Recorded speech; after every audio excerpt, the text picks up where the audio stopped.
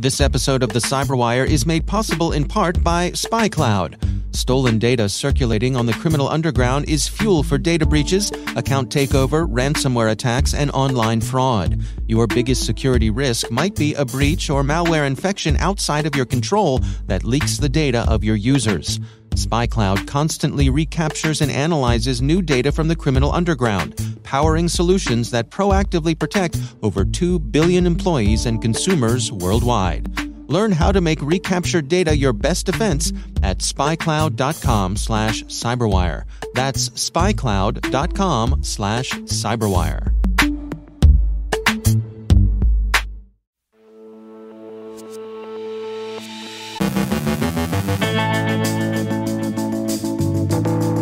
Taking down bot farms, Russia says the U.S. is the aggressor in cyberspace. Influence operations arriving at Mach 10. The call is coming from inside the house.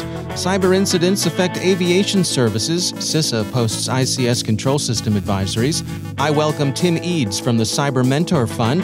Our guest is Alex Holland from HP Wolf Security, describing a new wave of attacks. And sanctions are also biting Russian cyber gangs.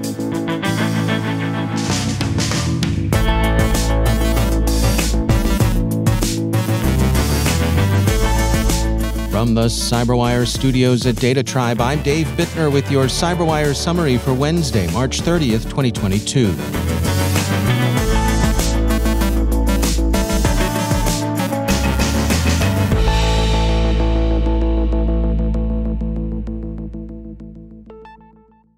BleepingComputer reports that Ukrainian authorities have taken down 5 bot farms that were operating tens of thousands of inauthentic social media accounts. The messaging was coordinated and consistent with disinformation about the progress of the war aimed at discouraging further Ukrainian resistance. The items seized in the raids included 100 sets of GSM gateways, 10,000 SIM cards for various mobile operators to disguise the fraudulent activity, and laptops and computers used for controlling and coordinating the bots.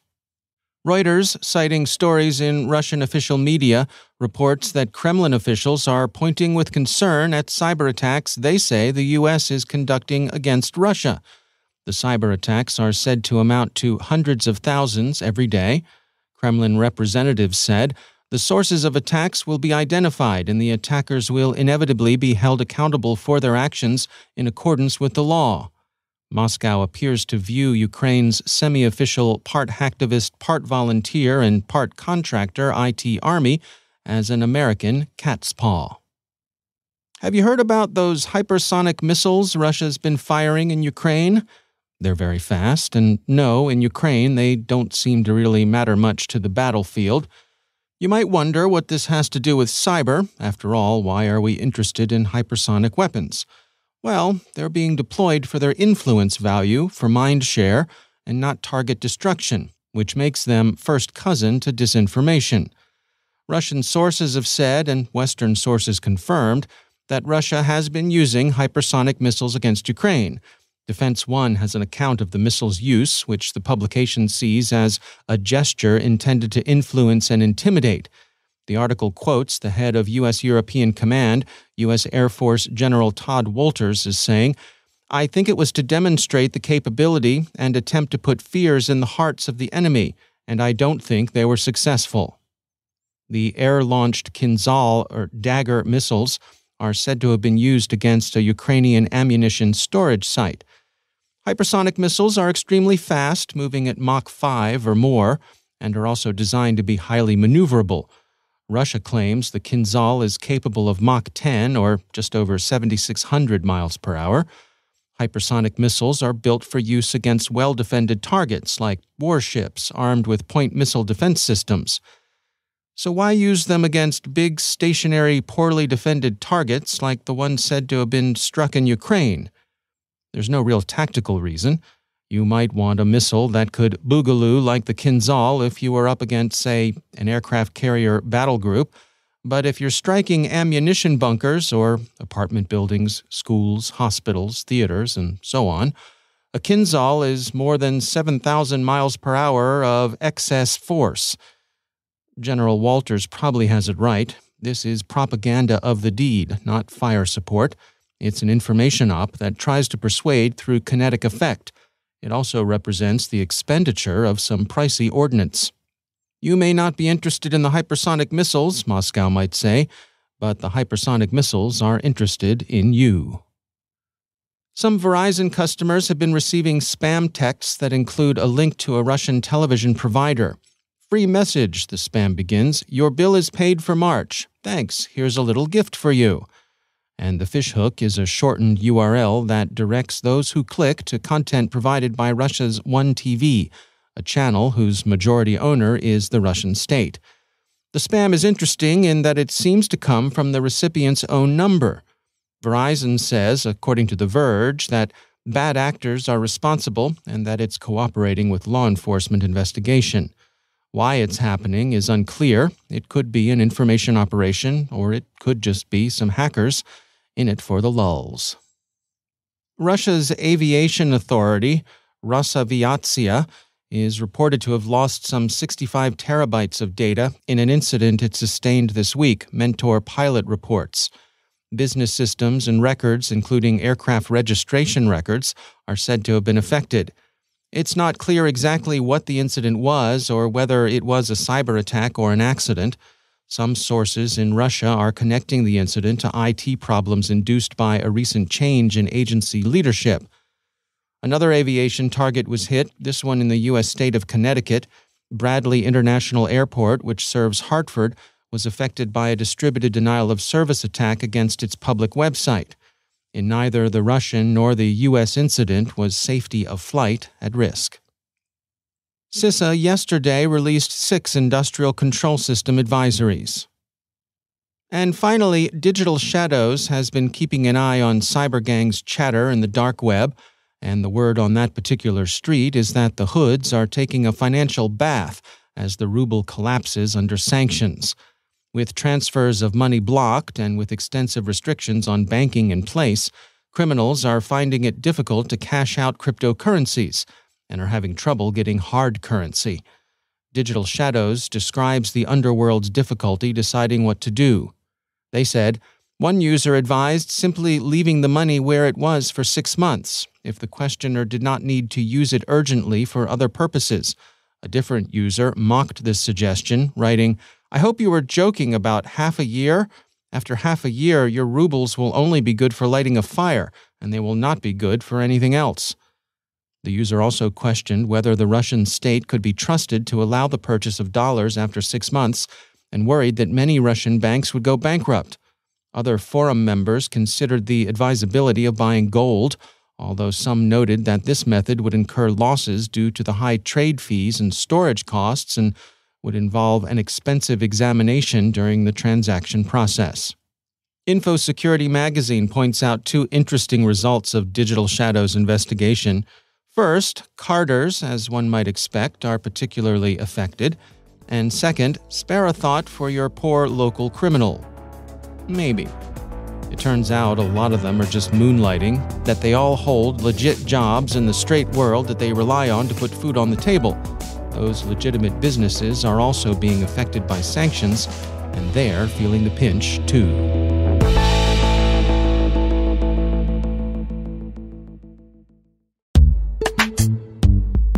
And now, a word from our sponsor, LookingGlass Cyber, a global leader in cybersecurity. There's never been a more serious time for U.S. critical infrastructure sectors to shore up their cybersecurity defenses than right now. While ensuring internal cybersecurity solutions are blocking and detecting nefarious activities is critical, security leaders also need to understand their external attack surface. This outside-in view highlights the vulnerabilities and exposures that threat actors can see on your network. Gain a deeper understanding of vulnerabilities and exposures currently seen across the financial sector, along with a crosswalk of these items to Russian threat actors. Access your complimentary copy of the Financial Sector Cyber Profile at lookingglasscyber.com/cyberwire. And we thank Looking Glass Cyber for sponsoring our show.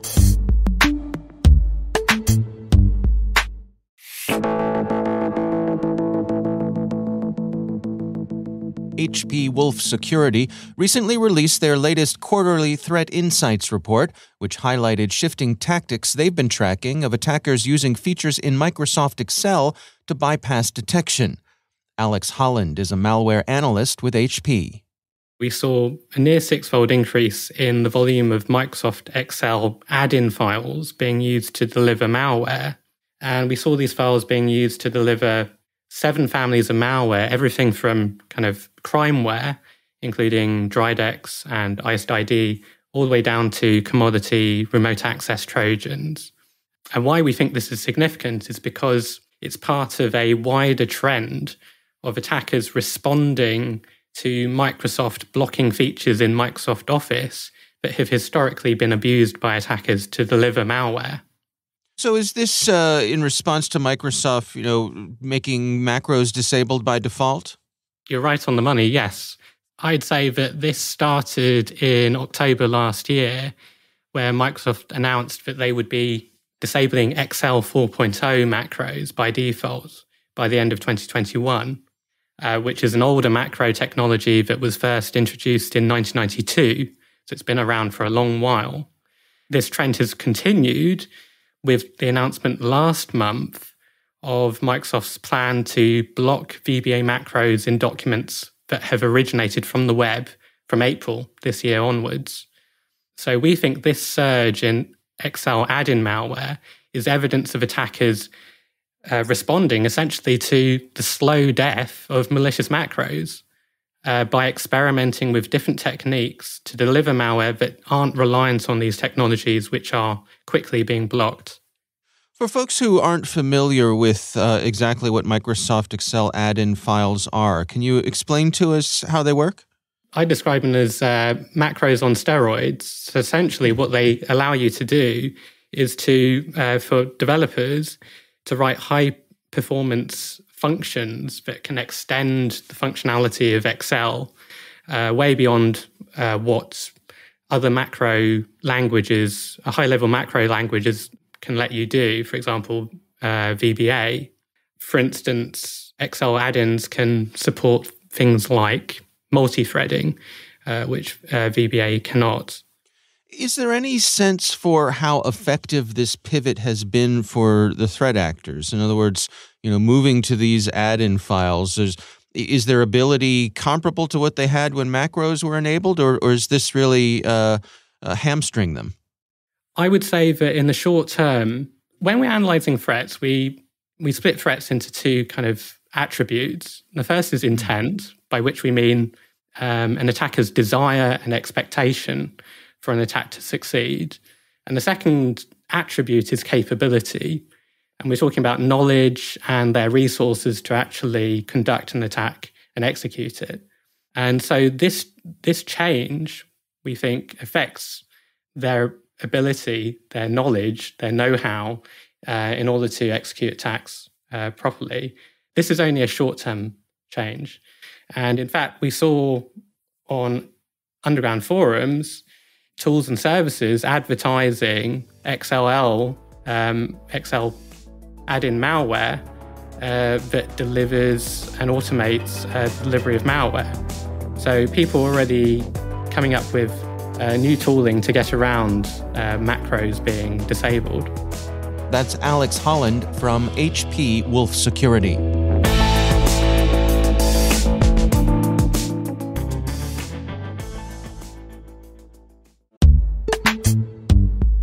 And now, a word from our sponsor, Axonius. As IT and security pros, we can all agree on 2 things. Complexity is increasing, and traditional asset inventory approaches no longer cut it. The only path forward? Challenging what we think we know. That means saying goodbye to the old way of doing things and saying hello to Axonius. The Axonius cybersecurity asset management platform correlates asset data from existing solutions to provide an always up-to-date inventory, uncovers gaps, and automates action. Axonius gives IT and security teams the confidence to control complexity by mitigating threats, navigating risk, decreasing incidents, and informing business-level strategy, all while eliminating manual, repetitive tasks. Visit axonius.com/cyberwire-complexity to learn more and try it free. That's axonius.com/cyberwire-complexity.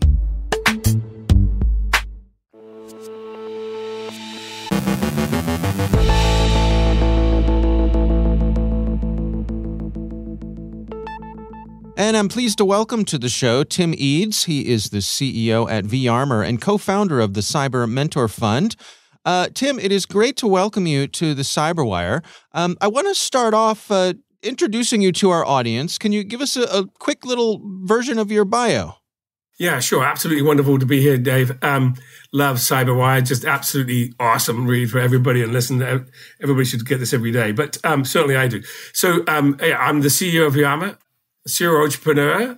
This is my third company I'm running. I'm on the board of a few others, and just love to be in the cybersecurity world because I think it's a mission that I really believe in, to try and secure the country, try and secure the enterprises. And it's a mission that never goes away, but it's one that you can always aspire to do better in.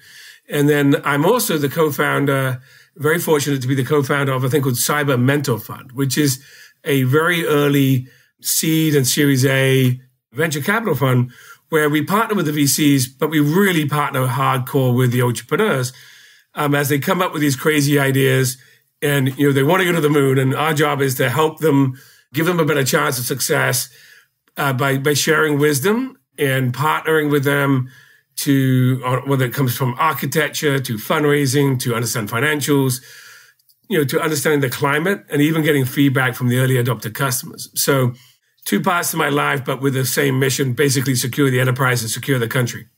Well, let's dig into some of the details about the Cyber Mentor Fund. I mean, first of all, fundamentally, what differentiates a mentorship fund from some of the other avenues of funding that companies might have available to them? Yeah, so the Cyber Mentor Fund really does go early. I mean, it's two guys and an idea, and where they turn around and they're like, hey, I think I can do this. What do you think? Is this ever going to happen? On occasions, we will even go interview customers and come back with architectural diagrams with them. In occasions, literally set up the URL, help the lawyers set up the LLC. We partner with some great law firms on that, like Cooley. And from that, they start to shape literally the company. And, we have a little marketing services arm that helps them launch the company. So it's all the way to the early stuff. And because we're not the largest check, we partner with wonderful people like Jay Leak at Sin Ventures. We partner with Matt Biggie at Crosslink. We partner with Charles Beeler. All the early stage guys, we kind of partner with them. And young early stage startups are like kids, right? When they're young, they need you all the time and everything else. But when they get older, they only call you if they've crashed their car, they need money, or they're going through a divorce or something. So early on, you can do this real mentorship, but then they grow up and become a wonderful company. But those early formative stages where we specialize, just because that's where they need the most help. And I think from there, that's what we do really, really well. What attracts you to that particular stage of a company's development? I'm attracted by it, and I know the team at Cyber Mentor Fund is attracted by it, is because the sense of accomplishment and the curiosity that you get by some of these entrepreneurs is amazing. There's a great one with SynSaber, right, where Yuri and Ron come to us and like, hey, I think I could do this. And we helped them, we guided them, they're going getting their first few customers at the moment. And now they got funded by the venture community and, again, and off they're running. But your ability the sense of accomplishment and the sense of shaping and partnership is great. It's not for everyone because, sometimes it's, you really have to lean in. They have to be curious. They have to be kind. They have to be really good at communicating. And so I think Cyber Mentor Fund's done 28 investments over the last 3 years at 4 exits. And just about everything is marked up because we come in so early. I suspect you find yourself being a bit of a matchmaker as well, yes? A matchmaker across the board. A matchmaker with some of the early stage employees because we help them with that. Matchmaker with the law firms that they need to choose, which is really important. Sometimes some financial, some outsourced financial help on doing that, all the way through to the venture guys that we partner with, which has been really, really rewarding to see how that works. And then, like I said, we've sold 4. I've been in the cybersecurity industry a very long time now, multiple decades. And so we tend to know the CEOs of all the large companies, whether it's Gary Steele, who's now over at Proofpoint, or, Peter Bauer at Mimecast, or wherever it is, and so we can, if there is an exit on the horizon or a decision on the horizon, our ability to actually have a conversation with the potential acquirer and do it in a non-crazy way, just do it in a very kind way. Say, hey, this company is going to look to exit. Is this something that you should be looking towards? All right. Well, Tim Eades, thanks so much for joining us.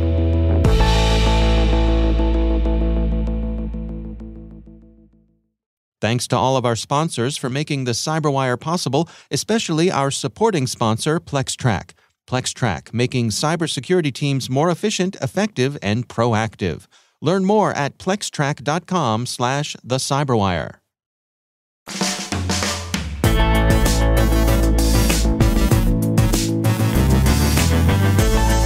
And that's the CyberWire. For links to all of today's stories, check out our daily briefing at thecyberwire.com. The CyberWire podcast is proudly produced in Maryland out of the startup studios of Data Tribe, where they're co-building the next generation of cybersecurity teams and technologies.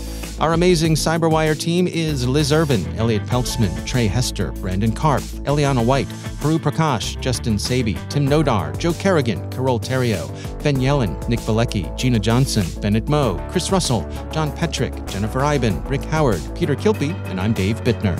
Thanks for listening. We'll see you back here tomorrow.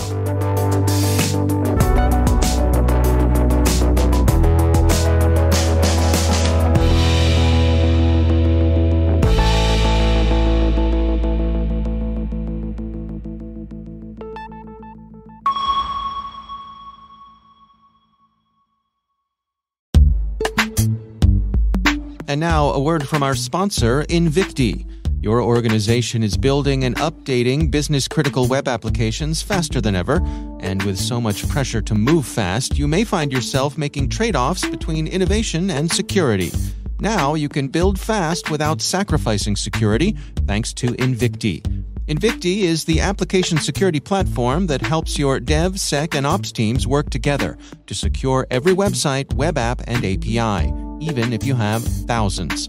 With unparalleled accuracy and automation, Invicti scales like no other AppSec solution. And with more than 50 integrations, Invicti slides into your workflows more smoothly than any other platform.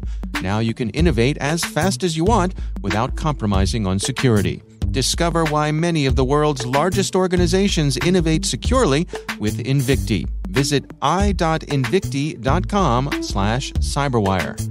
And we thank Invicti for sponsoring our show.